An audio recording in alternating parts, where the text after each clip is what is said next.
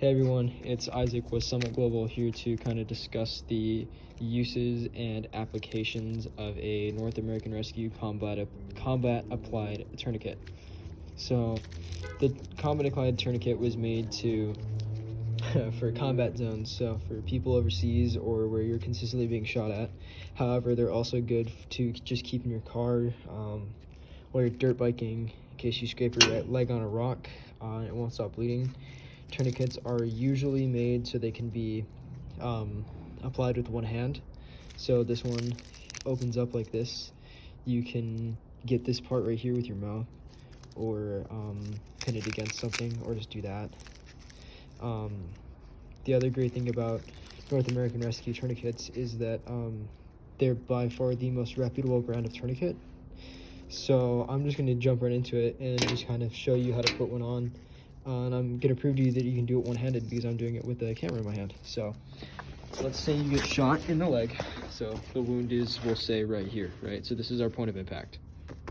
You take your tourniquet and you kind of do that with it. You get it way up, and then if you're applying this on somebody, be ready. They are going to kick and fight you like crazy. It hurts. So you get the tourniquet up, you pull this, you get the red tail, you pull this as tight as you can possibly get it on the leg, wrap it all the way around like this, make sure it wraps all the way like this, take off your time, and then turn the windlass until the bleeding stops. You want to place the tourniquet about 2 to 3 inches above the wound. So that's 3 turns. Usually it takes about 4 to compress the artery enough to stop bleeding. Then you secure the windlass. This is what that's called, the windlass. You secure the windlass right here. And then you put the timesheet over it and you grab your Sharpie, which I don't have with me, and you write the time applied.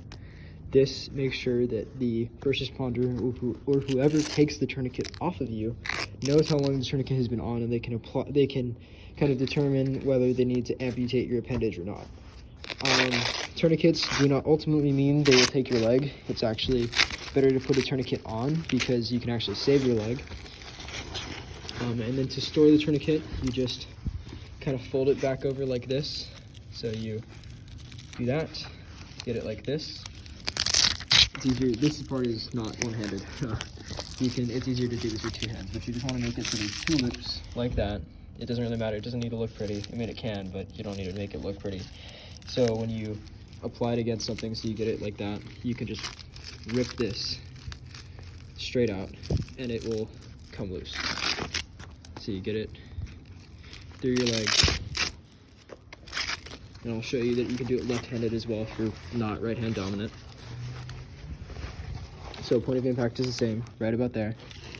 You get your tourniquet all the way up your leg.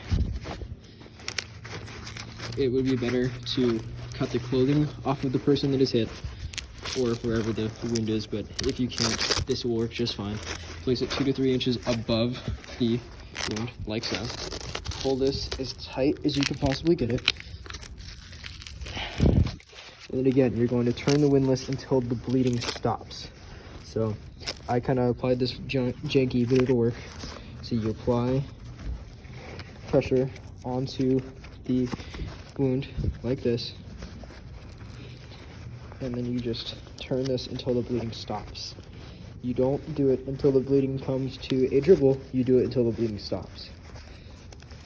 So you compress the artery enough to stop bleeding, secure the windlass like so,